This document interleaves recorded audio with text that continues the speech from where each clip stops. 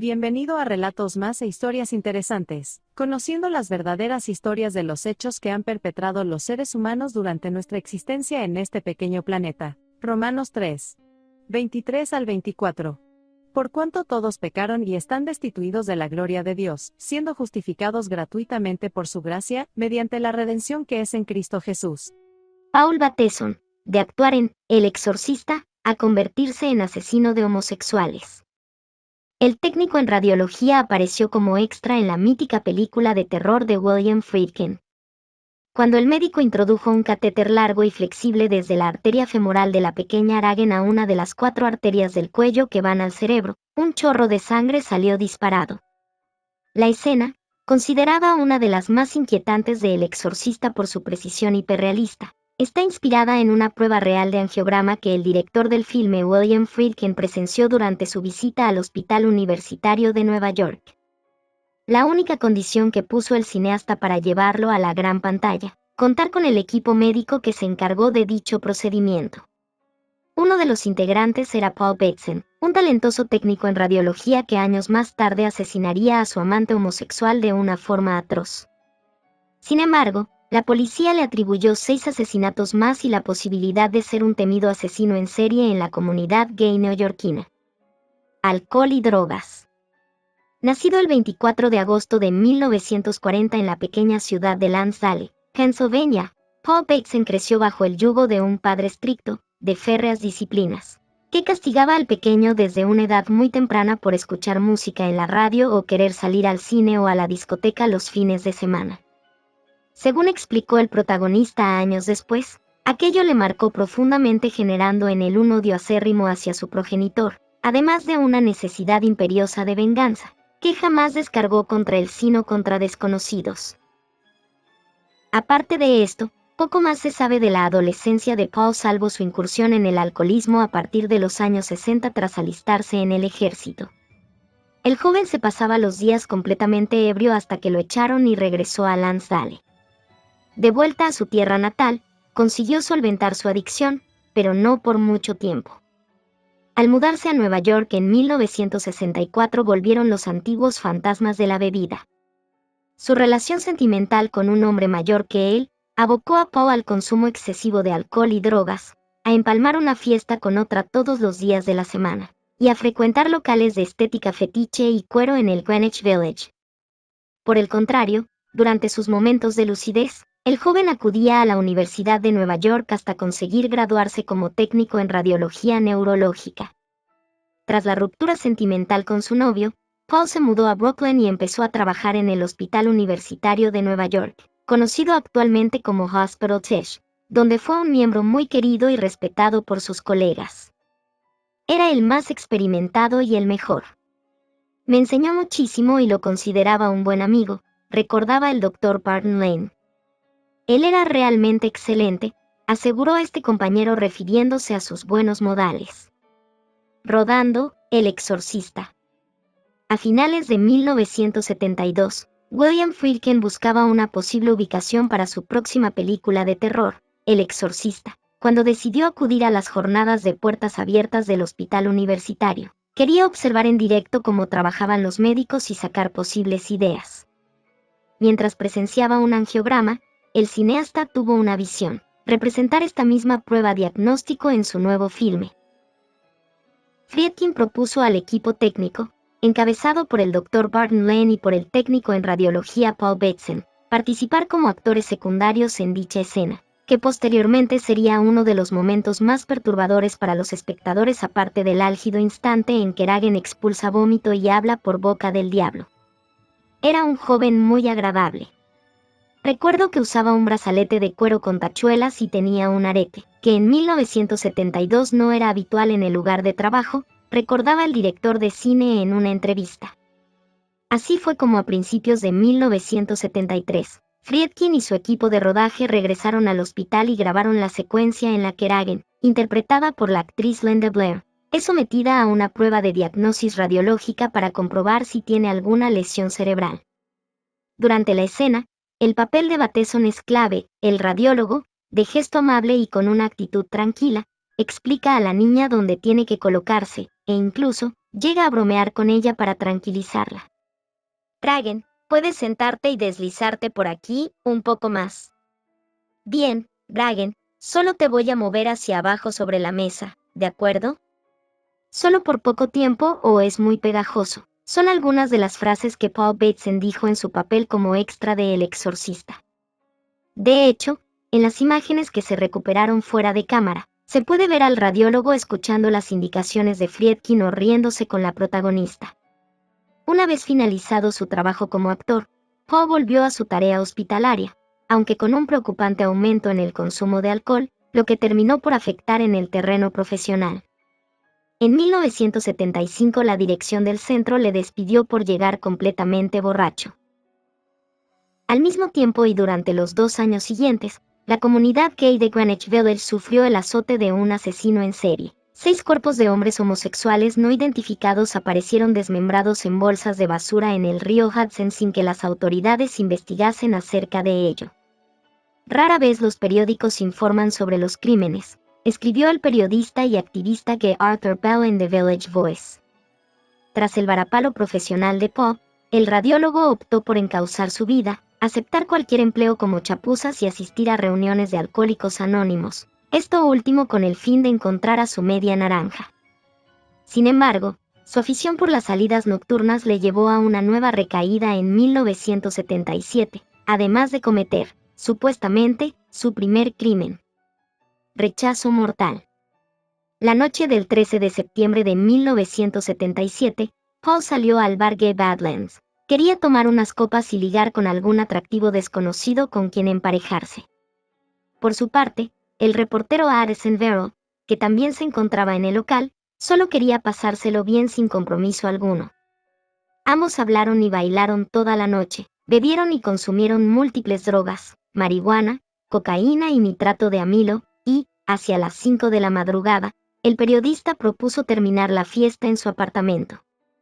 La pareja mantuvo relaciones sexuales, siguió consumiendo alcohol y drogas, pero hacia las 7:30 horas de la mañana, Paul se sintió rechazado. Addison le dejó claro que solo quería sexo esporádico, y arremetió contra él golpeándolo fuertemente y acuchillándolo hasta la muerte. Acto seguido, huyó.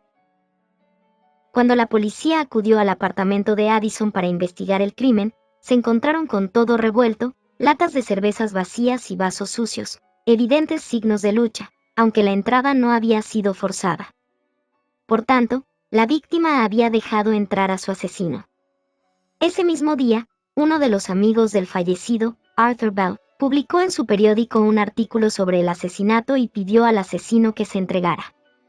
El televisor, la grabadora, la máquina de escribir, cosas de las que un delincuente de poca monta podría deshacerse fácilmente, no se habían llevado. No fue un delito de allanamiento. Berry le había llevado a su agresor a casa o le había permitido entrar al apartamento, escribió Bell. Sorprendentemente, 8 días después de la publicación, el autor del crimen se puso en contacto con él. Quería contar su versión de los hechos. Algo me golpeó. Addison no había sido recíproco. No solo no fue recíproco en el acto sexual en sí, sino tampoco en el acto del alma. Yo quería algo duradero, algo que fuese más allá del sexo, hacia la amistad, un amante o un matrimonio, le dijo Paul Bateson. No puedo entender exactamente lo que hice. El interlocutor explicó a Bell que era alcohólico, necesitaba el dinero, en relación al robo de dinero, tarjetas de crédito, ropa y el pasaporte de la víctima, y odiaba el rechazo. De hecho, fue esto último lo que desencadenó todo. Algo estalló en mi cabeza y decidí hacer algo que nunca había hecho antes. Tomé una sartén pesada de la cocina y noqueé a Addison. Luego abrí un cajón de la cocina, saqué un cuchillo y lo clavé en el pecho de Addison. Lo clavé demasiado fuerte. Me gustaría expiar mis actos, pero no quiero entregarme. No podría volver a practicar. Perdería mi licencia, dijo Bateson antes de colgar. Enseguida, Pau puso en conocimiento de las autoridades la llamada y, tras relatarles lo ocurrido, confirmaron que solo el verdadero asesino podía conocer los detalles del asesinato de Addison. Esa misma noche, Pau recibió una segunda llamada. Un desconocido, de nombre Mitch, señalaba a un tal Paul Bateson como el autor del asesinato de Beryl. El periodista llamó nuevamente a la policía y varias patrullas acudieron de inmediato al apartamento del asesino para detenerlo. Al irrumpir en la casa, se encontraron a Paul completamente borracho en el sofá, los estaba esperando. Según los informes del caso, el homicida dijo que sabía por qué estaban allí y, con un gesto, señaló el primer artículo de Bell sobre Beryl. La confesión. Una vez en comisaría, Paul hizo una confesión escrita del asesinato y se la entregó a los investigadores, que lo acusaron de asesinato en segundo grado. Sin embargo, cuando llegó el momento de declarar ante el juez, el acusado se desdijo y negó su implicación en los hechos aduciendo al estado de embriaguez en que se encontraba durante su arresto y a que no le leyeron sus derechos. Sin embargo, el magistrado falló en contra de Paul y el proceso judicial continuó su curso usándose la confesión escrita del detenido como prueba de cargo. Al mismo tiempo, la policía de Nueva York trató de vincular los 6 asesinatos de homosexuales cometidos en Greenwich Village con Bateson y lo consiguieron gracias a la conversación que el radiólogo mantuvo con un amigo, Richard Ryan, al que le aseguró que deshacerse de los cuerpos era la parte más difícil. Asimismo, la entrevista realizada por Arthur Bell a Paul Bateson tiempo antes del inicio del juicio también fue esclarecedora. En dicha charla, el asesino reconoció haber hablado demasiado y proporcionó el motivo que le llevó a matar a Beryl. Fue una especie de venganza tardía contra mi padre, ya que me castigaba no permitiéndome ir a las matinés de los sábados cuando era joven. Me hizo quedarme en casa y escuchar ópera en la radio. Sin embargo, también aseguró que saldría inocente de todos los cargos. Probablemente será un juicio largo con jurado. Muchas personas saldrán lastimadas, padres, amigos. Seré juzgado como no culpable. Luego, partiré de cero y me instalaré en otro lugar. Y trataré de hacer crecer nuevas raíces. El psicópata. A principios de 1979, se inició el juicio contra Paul Bateson en la Corte Suprema del Estado en Manhattan, quien siempre mantuvo públicamente su inocencia tanto en la muerte de Beryl como en la de los otros 6 hombres descuartizados. Sin embargo, el fiscal William Hoyt sacó a relucir la conversación entre el acusado y su amigo Richard Ryan. Le dijo al señor Ryan que matar es fácil, que deshacerse de los cuerpos es la parte difícil. Dijo que cortó a sus víctimas y puso las partes en bolsas de basura de plástico para deshacerse de ellas, expuso el letrado. Y continuó, en los 6 casos. Los forenses han dicho que la persona que cortó esos cuerpos era una persona que era carnicero o una persona con conocimientos médicos debido a la forma en que se hicieron los cortes. Ahora bien, durante el tiempo que Paul estuvo subido al estrado para declarar, trató de limpiar la imagen de psicópata que previamente había dibujado el fiscal sobre él. Todavía sostengo que no soy culpable de los crímenes y que no soy la persona descrita por el señor Hoyt en absoluto. Siento una gran pérdida por el señor Beryl y no soy en absoluto el tipo de persona como él me ha descrito. De hecho, el juez Moes Goldman desestimó cualquier implicación de Bateson en los otros 6 asesinatos al ser demasiado efímeros para tener alguna conexión con este caso. No obstante, el magistrado sí declaró culpable a Paul de la muerte de Beryl y lo sentenció a 20 años de prisión. La visita. Una de las primeras personas que visitó al radiólogo en prisión fue William Friedkin, el director de El Exorcista, tras leer varios artículos sobre el juicio y la posterior condena en el New York Post y el Daily News. Entré en su celda, estaba muy alegre. Dijo, recuerdo haber matado a este tipo. Lo corté y puse las partes de su cuerpo en una bolsa de plástico y la tiré al East River. Bien, así lo consiguieron. En el fondo de la bolsa, en letra muy pequeña que ni siquiera se puede leer, decía, propiedad del Centro Neuropsiquiátrico del Centro Médico de la NYU. Él dijo, ese es el único que recuerdo, pero quieren que me confiese a otros 5 o 6. Y yo dije, ¿qué vas a hacer? Él dijo, bueno, lo estoy pensando, porque si confieso 6 o 7 de estos, me bajarán la sentencia. Esta conversación con el asesino, según el cineasta, ayudó a inspirar su siguiente película, Cruising, a la casa, basada en la novela homónima de Gerald Walker, de 1970, y protagonizada por Al Pacino, que da vida a un oficial de policía que se infiltra en la ciudad de Nueva York para resolver los asesinatos de hombres homosexuales en los años 70. La cinta fue muy criticada por la comunidad gay al presentar a los gays de una forma ofensiva. 24 años y 3 meses después de ser condenado por asesinato, Paul Bateson quedó en libertad condicional. Era el 25 de agosto de 2003 y acababa de cumplir 67 años. Según los registros de la Seguridad Social, el radiólogo podría haber fallecido el 15 de septiembre de 2012, aunque no hay confirmación al respecto. Por otro lado, los 6 asesinatos de Greenwich Village aún siguen sin esclarecer y, por tanto, un asesino en serie sigue suelto. Todos los asesinos se dejan llevar por el enemigo de nuestras almas llevando a cabo su propósito, que es la destrucción del ser humano. Como persona consciente de lo que nos rodea debemos siempre buscar de Dios, y cuando llegue el pensamiento de hacer maldad debemos clamar a Cristo para que nos liberte de todo mal. Sea sabio y prudente, busque de Dios. Él es el único que tiene la respuesta a todas las inquietudes humanas.